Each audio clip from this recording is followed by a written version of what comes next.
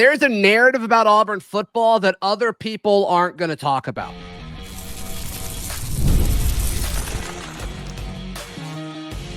You are Locked On Auburn, your daily podcast on the Auburn Tigers. Part of the Locked On Podcast Network, your team every day. Yes, welcome on into Locked On Auburn, your daily Auburn Tigers podcast. I'm your host, Zach Blackerby, and thank you so much for making Locked On Auburn your first listen every single day. We're dapping it up with the Daryl Dapprich, Montgomery radio legend, on the Wednesday edition of the show. Does AI, ChatGPT, love the Auburn Tigers? A fun final segment coming up in a little bit, as well as what is the current state of Auburn's football roster lack? What else do we want to see this portal window? But the first thing, Daryl, and you and I have talked about this off air, but this is a team where everybody on the outside looking in said, yeah, you've got young talent, but you're not going to be able to hold on to it. Like, oh, you're playing all these freshmen, but... And every time Auburn was met with a compliment or a complimentary stat from a season ago, it was always met with, yeah, but it's about to fall apart, or you're going to lose your coaches, or people are going to portal out, or the recruiting class is going to. And the fact of the matter is there were several positions where, like, you could have made the argument for key guys, maybe not for this year, but for the future of the program, for them to leave. And Daryl, it just hasn't happened. No, I think you make a great point. Maybe there's a correlation between coaching retainment and player retainment. And I always have thought from a business standpoint, if you make the analogy, if you retain your employees, a lot of times you retain your customers. Sure. I think the same thing can be said about Auburn's, because you glossed over that real quick and when you talked about that in your intro, but I think it's so important that the continuity and the retainment of this coaching staff, I think there's a direct correlation between keeping these players, for the most part, together, because it's relationship. Now, look, in this era of NIL, you can always go chase the dollar. You can always go chase more playing time. But at the end of the day, sometimes people stay because they really, really get close to the coaches that recruited them, coached them up, made them better. If you're 20 years old or 19 years old and you can see a decidable difference from how your body looks and how better you are from a year ago, why leave? You trust these coaches. So the fact that Auburn has lost 5-6 guys, more heavy in the secondary, doesn't surprise me, because the secondary is really, really good, and it's really, really good with young players too. It's that hybrid that you and Charlie Five were talking about yesterday, where you've got really a lot of good talent that's young and a lot of good talent that's seasoned, veterans too. Well, it just doesn't matter. Like, what's actually happened at Auburn, and, you know, we live and breathe it. We talk about it every single day. What's actually happening and how other people outside of Auburn talk about Auburn, like, it doesn't fully line up. I mean, the weeks where I'm unable to attend the SEC squad that drops on Thursday, I mean, the stuff they say about Auburn, it's like, y'all just haters or you're not paying attention. Like, it has to be one of the two, because the way they talk about what's happening in Auburn, like, I don't know how you can't look at this roster and not be excited about this season and the future of the program. I mean, they've done such a good job of balancing. You got to win this year, and you got to win next year, and you got to win the following year. They've done such a good job of balancing all of that, and that's the power of recruiting several good classes in a row. But it's just the narrative. I think I've talked to several folks that cover other SEC teams, and it just seems like there's this perception that things are falling apart at Auburn. And from a player retention standpoint, we're doing just as good, if not better, than anybody. And, like, it can't be that bad. Like, we're clearly, something is right, whether it's NIL. Like, and I just don't think we're paying all of these guys the most that they could get paid. I just don't believe that. That doesn't logically make sense. It just doesn't. For that to be the case for every individual roster spot. And so it must be either they just love these coaches, which could be part of it, or they believe in the future, or a combination of those three things, which is probably going to vary from roster spot to roster spot. But still, other places who have won more on the field over the last 2 or 3 seasons aren't retaining players to this level. And I just think that's something that you're never going to hear anybody outside of Auburn give Auburn props for that, give Hugh Freeze props for that, but we will. We'll do it on this show. There's a correlation between what you just said and why, to be perfectly honest with you, I would scratch my head when Auburn would not only retain players, but have the kind of recruiting classes they did and transfer portal classes they did with the lack of success on the field the last 2 years. Now, we feel like there's an expiration date on that. Yes. It's coming, but there has to be a formula. There has to be something that is not only keeping kids there, but drawing kids to a program that, let's be honest, has had a losing record for the last 3 or 4 years. So I think it's never just one thing. I think it's always a combination of a lot of different factors. Sure. But when people talk about Auburn and the sky is falling and that kind of thing, understand this, that when you just talked about how we live it and breathe it, some of these other SEC venues or outlets that you're talking about are so knee deep in and have tunnel vision with their programs. So they have a really good opportunity to do a deep dive into Auburn's program, do research, peel back the onion. We hear things about Florida, we hear things about Arkansas, and a lot of times it's just not only rumors, but just what you hear on the surface, and so that becomes reality. That becomes the perception.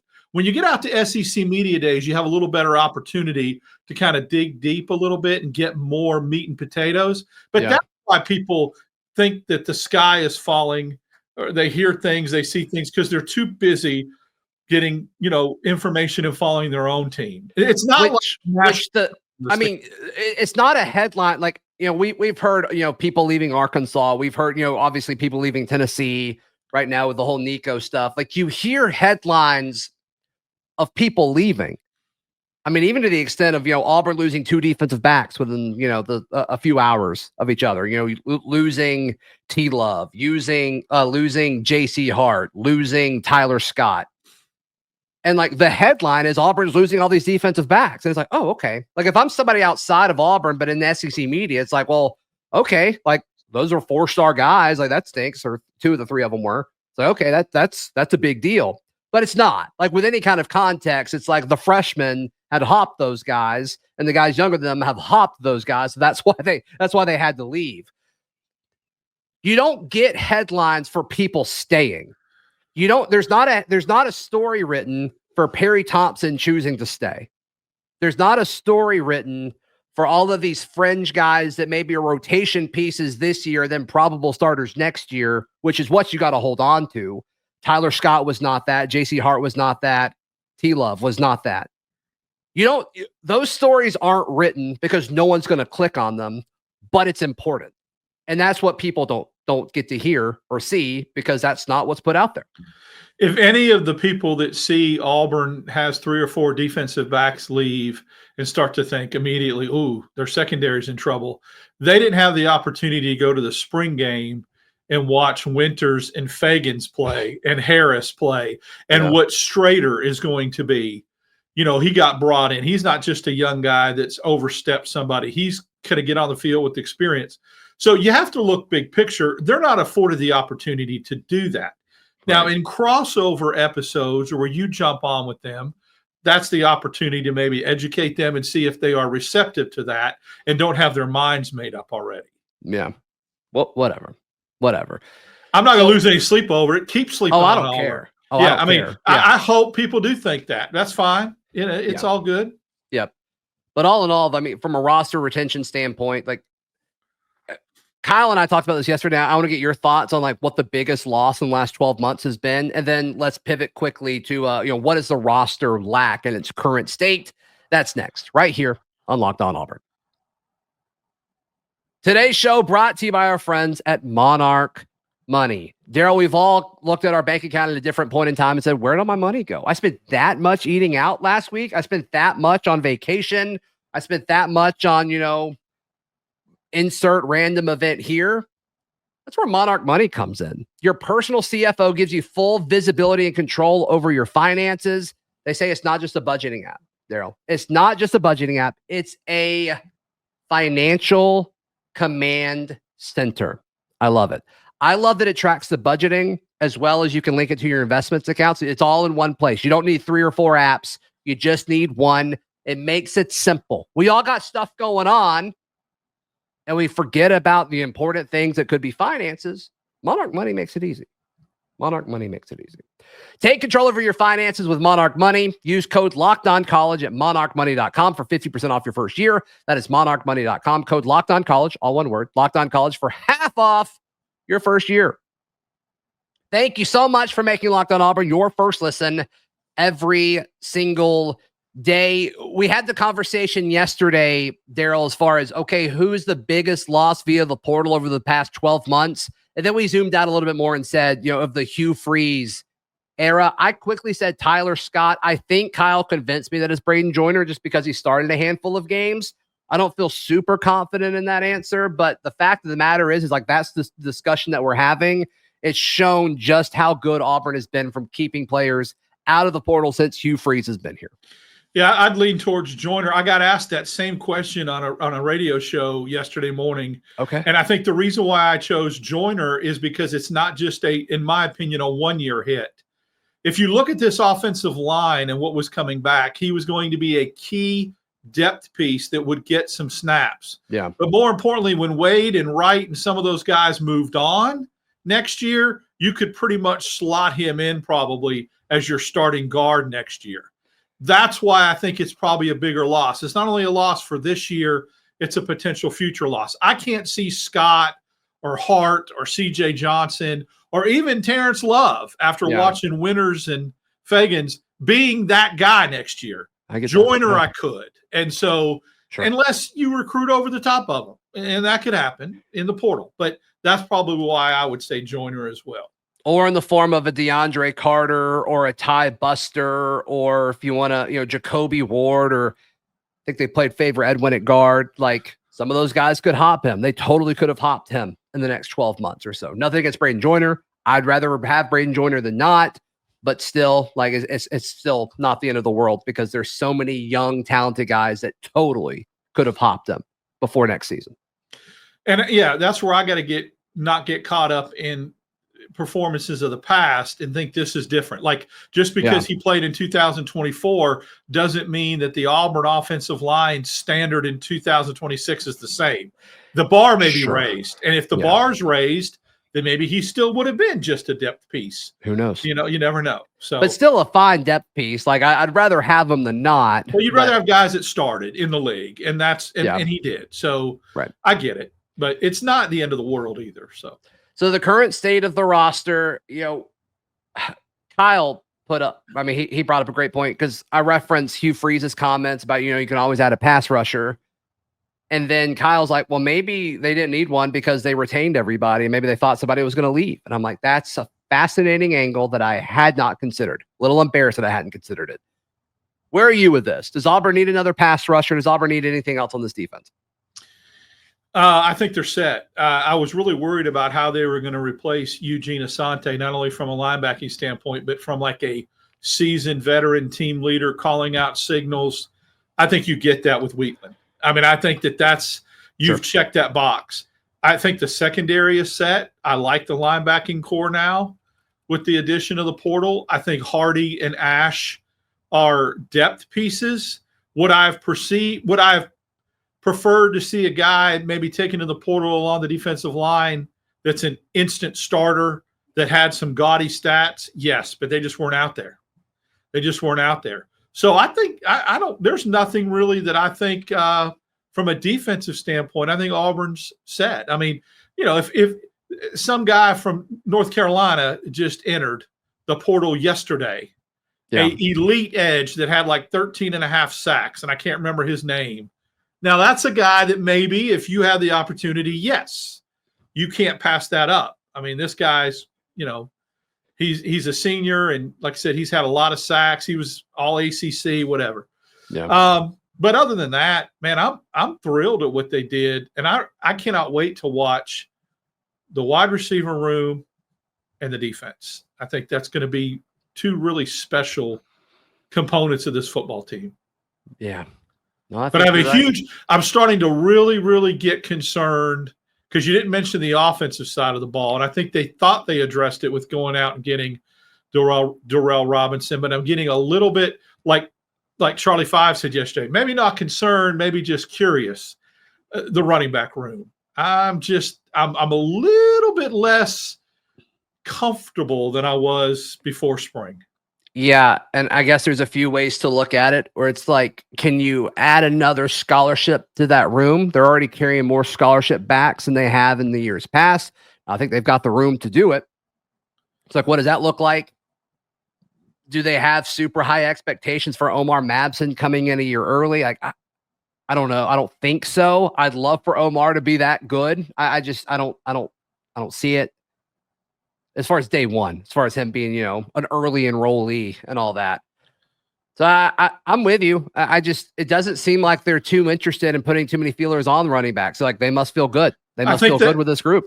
I think they don't want to lose a guy like Cobb or Austin. Number two, they don't know what they have in Darrell Robinson yet because he hasn't even participated in spring. And number three, you don't have your starting offensive line that you're going to have that also matters, that opens up holes, right? So those components maybe make them feel a little bit more comfortable to not go anywhere. And the threat of, Jackson Arnold's feet, that's going to help whoever's in at running back on any given play, but you can't emulate that in practice. No, I don't like the fact, and I hate to name drop here, but I don't like the fact that me and you and Bill Cameron are standing in the end zone watching running back drills from the 5-yard line, and all of us say, well, it looks like the quarterback maybe have the option to run it in. That's not really ideal. So let's see when the offensive line that's going to be out there comes together and we have the full stable of running backs. I hope that changes. Yeah, like you and Kyle said, not panicking, but I do have questions about it. Yeah, right. And I think you can say that to some extent with tight end too. I think the room is good enough. It's just a whole experience versus talent conversation. Again, so. But how much do you really feel like the tight end is going to be utilized? So if it's not going to be an intricate part or a big part of your offense, I'm not concerned about it. The running backs, I am. Define utilized. Well, I think that they'll throw to the tight ends less than they did the last 2 years. I think Fairweather got more. But I still think they're on the field a ton. They are, and they may be in certain packages that we've talked about and personnel sets and all that. I get it. But I wonder if they're on the field inside the 5 in a 2 tight end set to make sure you open up holes for a running back, that's one thing. If they're on the field at midfield thinking you're going to target them over the middle or up the seam instead of the elite wide receivers you have, that ain't happening. Where Auburn had to do that 2 years ago, had to throw the ball to Fairweather. I mean, he single-handedly won the Cal game. So yeah, that was crazy. What a drive. Just for the sake of conversation, Rivaldo Fairweather had 530 total snaps on offense last year. Luke Deal was second with a major drop-off of 287. Third was Micah Riley with 73. And then Brandon Frazier with 41. He only played in 3 games. His would have been much higher, and this would have been more even if he had stayed there. And so my question is, we're all assuming Luke Deal, like Brandon Frazier is going to be the Luke Deal role. I think in the situation you just described, where you put an extra tight end in a short yardage situation, I think those snaps go to Tate Johnson, which is a totally different role that we had last year. And then as far as the receiving tight end, it seems like Rico Walker is the leader right now in that depth chart, not Preston Howard. How much do they split? I think I'm not sure. I think Frazier will get more targets than we think he will. Yes, yeah, than Deal did. Sure. And that's because he has shown the capability to even catch the ball downfield. Now, what does that mean from a proportionate standpoint? I don't know. I think the pie for the tight ends is going from a regular pie to a Hostess pie that you buy at the store in a little box. Which can still be delicious. Very delicious. The apple and cherry, it's my go-to when I just grab it off. Yeah. But it's just a few bites. Right. It's not your Shoney's strawberry pie that you cut 8 pieces to feed your aunt with. Right. It's just, I'll grab this Hostess pie off the It's going to hold me over. Yeah, it's going to hold me over. Right. Yeah. Yeah. The pie that you just referred to, the strawberry pie, It's the receivers in the passing game. And it should be. Yes, it should be. Yes, it is. Yeah. So, all right. Little fun segment coming up. Does AI love the Auburn Tigers? Daryl blind reacts, and I share my thoughts next, right here on Locked On Auburn. All right, so an Auburn account, Daryl has not seen this. An Auburn account called War Eagle Daily, an AU family. They posted this on Instagram yesterday. They asked ChatGPT to predict Auburn's 2025 season. So I'm going to go game by game. They share the score. Okay. I want you to keep the record. You have not seen this. You're blind reacting. This is ChatGPT, right?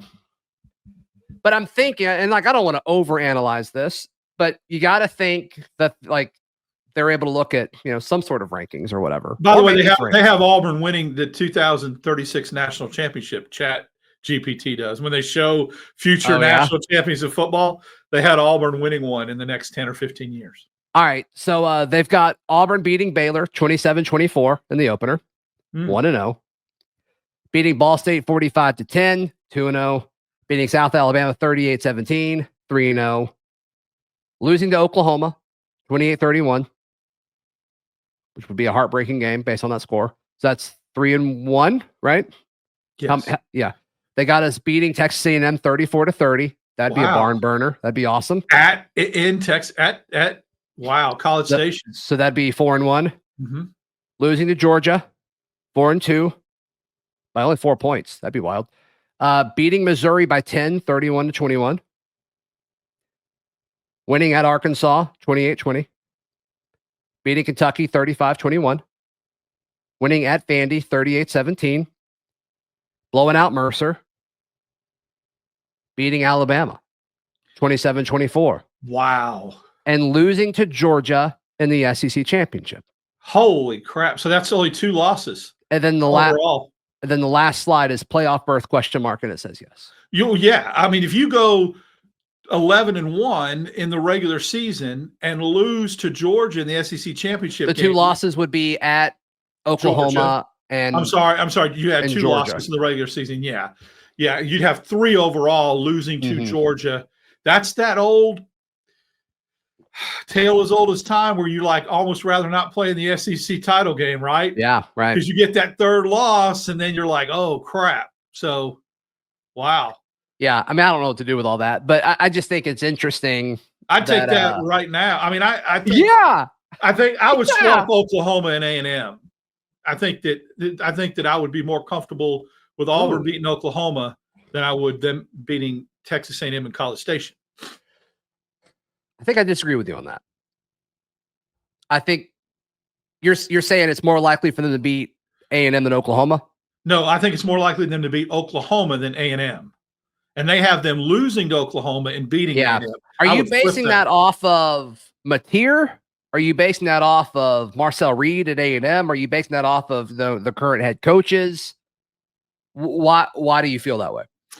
Well, I think that Texas A&M is a little bit better football team than Oklahoma, first of all. And I think winning on the road at College Station, to me, seems a little bit more difficult than winning on the road at Norman. Yeah. Now, is Mateer better than Reed and, all that? And I also think Jackson Arnold is going to be very, very ready and prepared for that Oklahoma game. I mean, that's where we're going to figure out if he's a gamer or not, right? Well, that or starting his Auburn career on the road against a Power 4 in Waco, and when it's 110 degrees outside, we'll probably. But from a roster standpoint, Auburn's roster is just so much better than. That's why I don't believe 28. I think 28-24, 27-24 is a little bit too close for that. Yeah, I mean, honestly, the Auburn Baylor game is like one I don't know what to do with. And, it's a 1.5 point line there. I mean, I think it's fascinating. I think it's a fascinating game to think about. It being on a Friday night just screams weirdness waiting to happen. Like, there's going to be some weird stuff that happens in that game. There's really some weird stuff that happens in that game. But if Auburn takes care of Baylor and they split, I don't care which one over the other. I think the storyline's better if they beat Oklahoma, but it would also be great to be like 2-0 against Elko. So, like, I don't know. But if they beat Baylor and they split the road trip, Oklahoma and A&M, if they win one of those, I just think watch out. I mean, I think the sky's the limit at that point, because once you get through Georgia, that next stretch of games is all just so manageable for Auburn. Oh, it is. And I'm not ready to, people laugh, I'm not ready to concede Georgia. I mean, that game's in Jordan-Hare. Auburn played really, really well 2 years ago with a less than functional Peyton Thorne. He ran the ball well, but didn't throw it at all. The receivers he really just had one play, though. Right? That's what he did not play well at all. And the receivers were not good. Gosh, the receivers were terrible in that game. So look, we'll see. I mean, there's an opportunity. There's a pathway there. I don't like that scenario where you got 2 losses potentially going into the SEC championship game, because it's almost more conducive to stay at home. But don't have a loser mentality. Have the mentality that if Georgia did beat you earlier in the season, let's go get after that A and beat them in the SEC title game. Oh, yeah. I mean, right? Let's go back to a conference championship. Let's go back and get it. And let's go back and just don't concede nothing. You know, you're playing kind of at a potentially neutral field. Let's go. Peyton Thorne threw for 82 yards in that. I know there was no pass.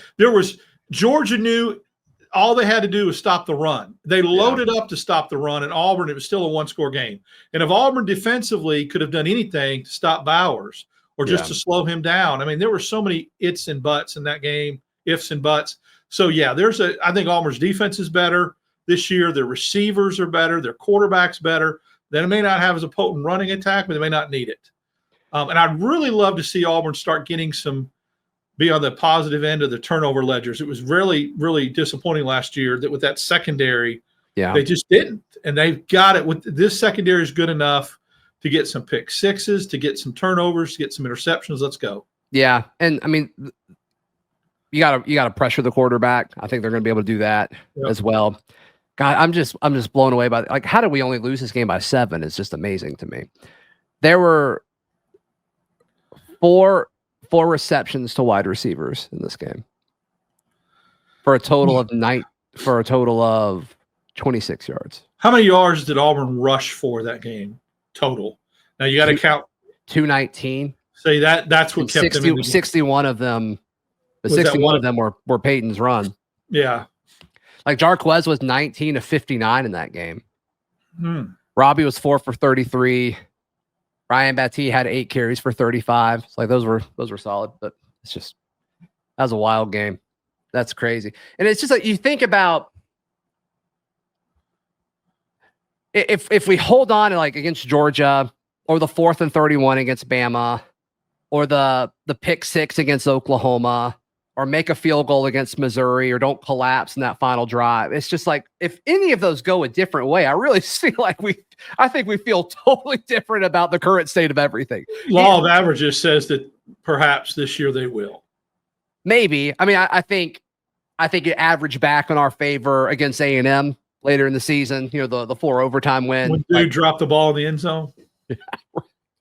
I think it happens. I think it's happened in our favor too. It's just kind of crazy to think about, like, if one of those big games go a different direction. I just think I think everything about this feels totally different, where it's like, okay, they took a step forward and now they're ready to take care of this. It's just in these fluky things where they've been so close. So that's the stuff where you just think about like how much has gone wrong and they were so close. I mean, these stats against this Georgia team, did they win the Natty 2 years ago? No, they did not. They got beat. They got beat, by Michigan, right? Yes. Right. No, they got beat. Wait a minute. No, they didn't go. They got beat and they got beat in the SEC championship game by Alabama. That's right. But still, like a team that was number 1 the majority of the year, and it's like, goodness gracious, like they've stayed in it in these awful situations, and so they've got the team to do it now. So we'll see. AI likes them. Do you like them? What do you think? What do you think about ChatGPT's prediction there? Daryl, how can people check out everything you've got going on? Follow me on X, DAP6410, Instagram, Daryl DAP. Wednesdays, Fridays with you, Sunday with you, Kyle Rush on the Barn, live on YouTube at 8 p.m. And then we talk a lot, kind of do a recap of the week on Auburn athletics. Yep. A lot of fun. Hey, please like the video. Please subscribe if you're tuned in on audio. Please subscribe and leave us a review. Helps the show out a ton. We'll see you next time. This has been Locked On Auburn.